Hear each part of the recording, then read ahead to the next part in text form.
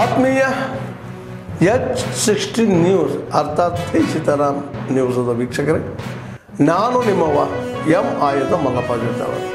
ತಾವು ಈಗ ಸುದ್ದಿಗಳ ಲೋಕಕ್ಕೆ ಎಂಟ್ರಿ ಹೊಡಿತಾ ಇದ್ದೀರಿ. ಈ ಸುದ್ದಿಗಳನ್ನು ಪ್ರತಿಯೊಂದು ನೋಡೋ ಜೊತೆಗೆ ನಿಮ್ಮ ಅಭಿಪ್ರಾಯಗಳನ್ನು ಹಚ್ತಾ ಇರಿ. ಯಾಕಂದರೆ ಈ ಸುದ್ದಿಗಳು ನಿಮಗಾಗಿ, ನಿಮ್ಮ ಬದುಕಿಗಾಗಿ, ನಿಮ್ಮ ವೈಚಾರಿಕೆಗಾಗಿ, ನಿಮ್ಮ ತಿಳುವಳಿಕೆಗಾಗಿಯೂ ನಿಮಗೂ ಗೊತ್ತು.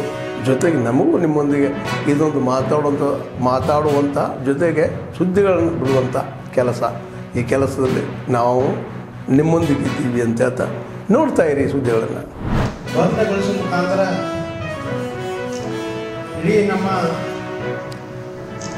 ಏನು ನಿಶ್ಚಯನ ಅಂಬಿಗರ ಚೌಡಯ್ಯನ ಭಕ್ತಾದಿಗಳಿಗೆ ಮತ್ತು ಅಂಬಿಗರ ಚೌಡಯ್ಯನವರಿಗೆ ಇವತ್ತಿನ ದಿವಸ ಅವರ ವಿಚಾರಗಳಿಗೆ ಮತ್ತು ಅವರ ಭಾವನೆಗಳಿಗೆ ನೋವು ಮಾಡಿದಂಥ ವಿಷಯವನ್ನು ನಾವು ಬಲವಾಗಿ ಖಂಡಿಸ್ತಾ ಇದ್ದೀವಿ. ಈ ವಿಷಯಕ್ಕೆ ಸಂಬಂಧಪಟ್ಟಂತೆ ಈಗಾಗಲೇ ರಾಜ್ಯಾದ್ಯಂತ ಉಗ್ರವಾದಂಥ ಹೋರಾಟದ ಹಿನ್ನೆಲೆಯಲ್ಲಿ ಒತ್ತಡಕ್ಕೆ ಒಳಗಾಗಿರುವಂಥ ನಮ್ಮ ಪೊಲೀಸ್ ಅಧಿಕಾರಿಗಳು ಕೆಲವು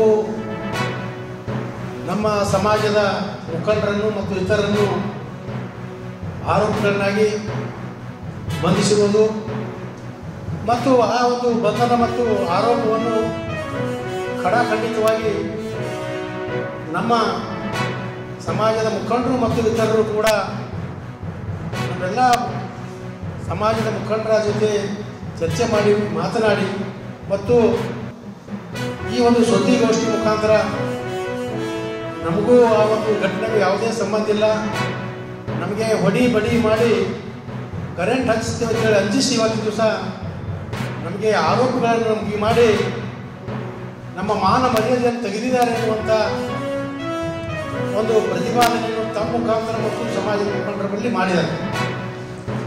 ಆದ್ದರಿಂದ ಇವತ್ತಿನ ದಿವಸ ನಾವು ಸರ್ಕಾರಕ್ಕೆ ಒತ್ತಾಯ ಮಾಡೋದೇನೆಂದ್ರೆ, ಒಂದು ಕಡೆ ಪೊಲೀಸ್ ಅಧಿಕಾರಿಗಳು ಏನು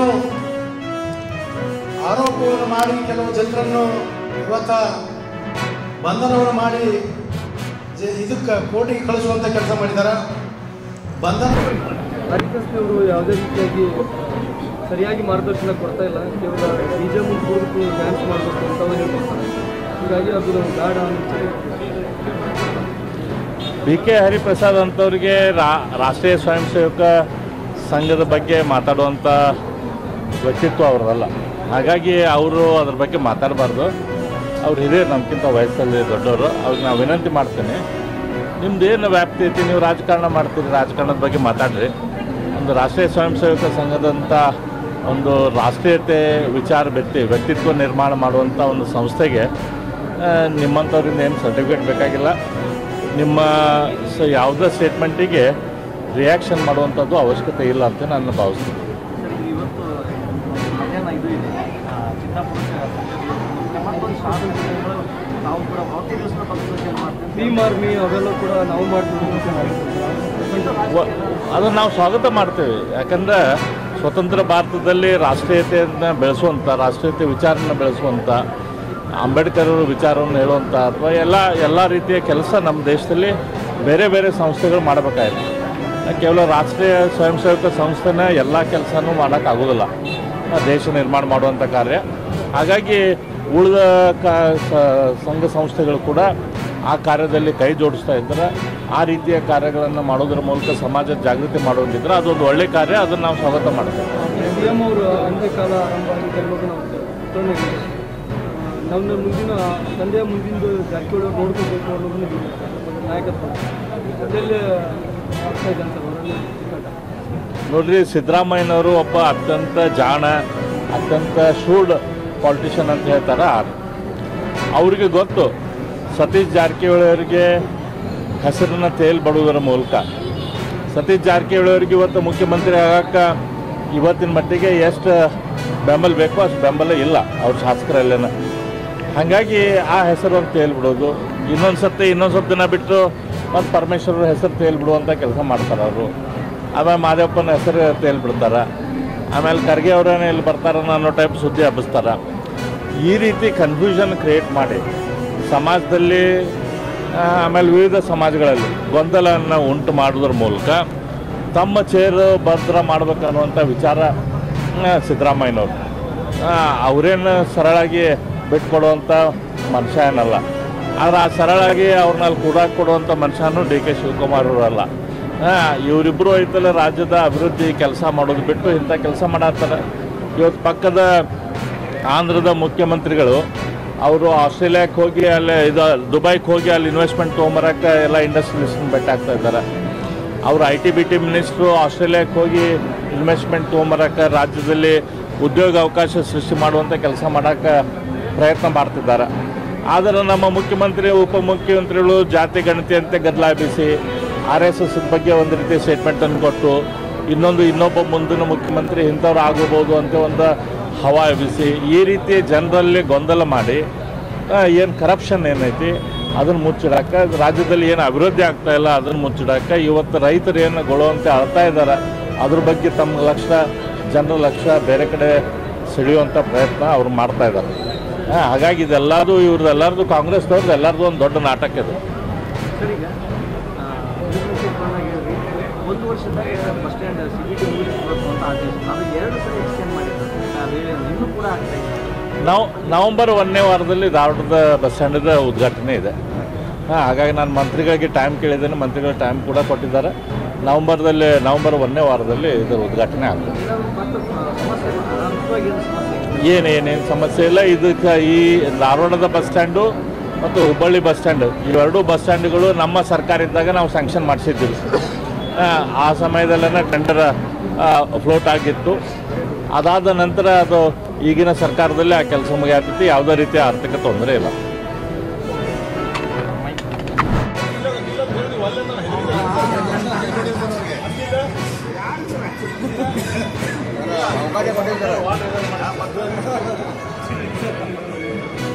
ಕಾಂಗ್ರೆಸ್ ಪಾರ್ಟಿಯೊಳಗೆ ಮುಖ್ಯಮಂತ್ರಿ ಸ್ಥಾನಕ್ಕೆ ಪೈಪೋಟಿ ನಡೆದು ಆ ಪೈಪೋಟಿ ಒಳಗೆ ಯಾರು ಜಾಸ್ತಿ BJPಗೆ ಮೋದಿಯವರಿಗೆ RSSಗೆ ಬೀಳ್ತಾರೆ ಅವರಿಗೆ ಕೊಡ್ತಾರ ಬಾಯಿ ಬಂದಂಗೆ ಮಾತಾಡೋದು. ಅದರಿಂದ ಅವರು ಕೆಲವರು ಆಗಬೇಕಂತ ಪ್ರಯತ್ನ ಮಾಡಿದ್ದಾರೆ. ಇಂಥವ್ರು ಉಳಿಬೇಕಂತ ಹೇಳಿ ಮೋದಿಯವರಿಗೆ ಮತ್ತು ಒಬ್ಬ ಯುವ ಸಂಸದ ಬಾಯಿ ಬಂದಂಗೆ ಅದರ ಸಾರ್ವಜನಿಕ ಜೀವನದ ಮಟ್ಟವನ್ನು ಅದರದ ಒಂದು ಘನತೆಯನ್ನು ಕಾಪಾಡಲಾಗುತ್ತೆ ಮುಖ್ಯಮಂತ್ರಿ ಸ್ಥಾನವನ್ನು ಉಳಿಸಿಕೊಳ್ಳಲು ಪೈಪೋಟಿ ಮಾಡ್ತಾ ಇದ್ದಾರೆ. ಅವರು ಹಾಗೆ ಮಾಡಬಹುದು ಅದನ್ನು ಜಾಗಕ್ಕೆ ಬರಲಿಕ್ಕೆ ಮೋದಿಯವರಿಗೆ ಇವತ್ತು ಭಾರತೀಯ ಜನತಾ ಪಾರ್ಟಿ RSS ಬೈಯುವಂಥ ಒಂದು ಕಾಂಪಿಟೇಷನ್ ಕಾಂಗ್ರೆಸ್ ಪಾರ್ಟಿ ಇದರ ಬೇರೆ ಭಾಳ ಅರ್ಥ ಇದೆ ಅಂತ ನನಗೆ ಅನ್ಸಲ್ಲ. ಹಾಗಾಗಿ ಆದರೆ ದೇಶದೊಳಗೆ ನಿಮ್ಮ ಈ ಒಂದು ವ್ಯವಹಾರದ ಕಾರಣದಿಂದ ಕನಿಷ್ಠ ಮಟ್ಟವನ್ನು ಪೊಲಿಟಿಕಲ್ ಕನಿಷ್ಠ ಮಟ್ಟವನ್ನು ಇವತ್ತು ಬರಲಿಲ್ಲ ಅಂದರೆ ಈಗ ಕರ್ನಾಟಕ, ತೆಲಂಗಾಣ,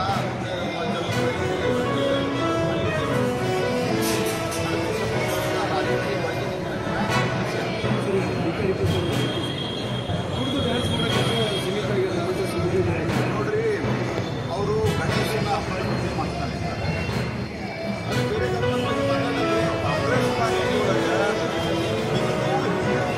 ಪದ್ಧತಿಗಳ ಬಗ್ಗೆ ಭಾಳ ತುದಿಗಾಲ ಮೇಲೆ ಇರ್ತಿರ್ತಾರೆ. ಆ ರೋಡ್ ಸಂಬಂಧ ಏನು ಮಿಸ್ಟೇಕ್ ಮಾಡ್ತಾರೆ ಮತ್ತು ನನಗೆ ಅನಿಸುತ್ತೆ ಆ ವ್ಯಕ್ತಿ ಯಾಕೆ ಬೆಳಿಬೇಕು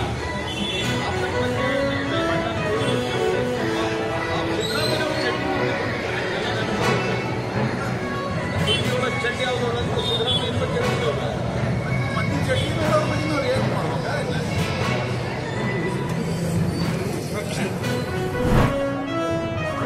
ಒಂದೂವರೆ ವರ್ಷದಿಂದ ಸಿದ್ದರಾಮಯ್ಯ ನೇತೃತ್ವದ ಒಂದು ಸರ್ಕಾರ ಬಂತು. ಅಂದಿನಿಂದ ಇವತ್ತಿನವರೆಗೂ ಒಂದೆಲ್ಲ ಒಂದು ಕ್ರಾಂತಿ ಆಯ್ತಾ ಇತ್ತು. ಯಾವ ಪರಿಸ್ಥಿತಿ ಬಂದೈತೆ ನಮ್ಮ ರಾಜ್ಯದ ಅಂದ್ರೆ ನಮ್ಮ ರಾಜ್ಯದ ಘನತೆವಂತ ಮುಖ್ಯಮಂತ್ರಿಗಳು ನಾನೇ ಮುಖ್ಯಮಂತ್ರಿಯಾಗಿ ಮುಂದುವರಿತೀನಿ ಅಂತ ಹೇಳುವಂಥ ಪರಿಸ್ಥಿತಿ ರಾಜ್ಯಕ್ಕೆ ಬಂದೈತೆ. ಇನ್ನೊಬ್ಬರು ಪ್ರಭಾವಿ ನಾಯಕರು ಹೈಕಮಾಂಡ್ ಮಟ್ಟದೊಳಗೆ ಮಾತುಕತೆ ಆಗೈತಿ, ಪವರ್ ಶೇರಿಂಗ್ ವಿಷಯ ಐತಿ ಅನ್ನುವಂಥ ಮಾತು ಹೇಳ್ತಾರೆ. ಒಟ್ಟಾರೆ ಮಾನ್ಯ ಮುಖ್ಯಮಂತ್ರಿಗಳು ಮತ್ತು ಮಾನ್ಯ ಉಪಮುಖ್ಯಮಂತ್ರಿಗಳ ಶೀತಲ ಸಮರದಲ್ಲಿ ಕರ್ನಾಟಕ ರಾಜ್ಯ ಅಭಿವೃದ್ಧಿಯಿಂದ ವಂಚಿತ ಆಗಿದೆ. ಈ ಒಂದು ಅನಿಶ್ಚಿತ ಮಧ್ಯೆ ಅನ್ಸರ್ಟನಿಟಿ. ಆದ್ಮೇಲೆ ಎಲ್ಲ ಸುದ್ದಿಗಳನ್ನು ನೋಡಿದ್ರಲ್ಲ, ಏನು ಅನಿಸ್ತು ನಿಮಗೆ? ಇದರಲ್ಲೇ ನಿಮ್ಗೆ ಲೈಕ್ ಆಗಿರ್ಬೋದು, ಡಿಸ್ಲೈಕು ಆಗಿರ್ಬೋದು, ಕಾಮೆಂಟ್ ಬೇಡಪ್ಪ ಅಂತೂ ಅನಿಸಿರ್ಬೋದು, ಕಾಮೆಂಟ್ ಮಾಡಬೇಕಪ್ಪ ಅನಿಸಿರ್ಬೋದು, ಶೇರ್ ಮಾಡಬಾರ್ದಪ್ಪ ಅನಿಸಿರ್ಬೋದು, ಮಾಡಬೇಕು ಅನಿಸಿರ್ಬೋದು. ಏನಾದರೂ ಆಗಲಿ ಶೇರ್ ಮಾಡ್ತಾಯಿರಿ, ಈ ನ್ಯೂಸ್ಗಳನ್ನ ಹಂಚ್ತಾ ಇರಿ, ಜೊತೆಗೆ ಇದಕ್ಕೆ ಸಬ್ಸ್ಕ್ರೈಬ್ ಆಗ್ತಾಯಿರಿ ಅಂತ ಹೇಳ್ತಾ H16 ನ್ಯೂಸ್ ಅರ್ಥಾತ್ ಹೇ ಸೀತಾರಾಮ್, ಇದು ಸತ್ಯದ ಕೈಗೆ ನಡಿ. ವಂದನೆಗಳು.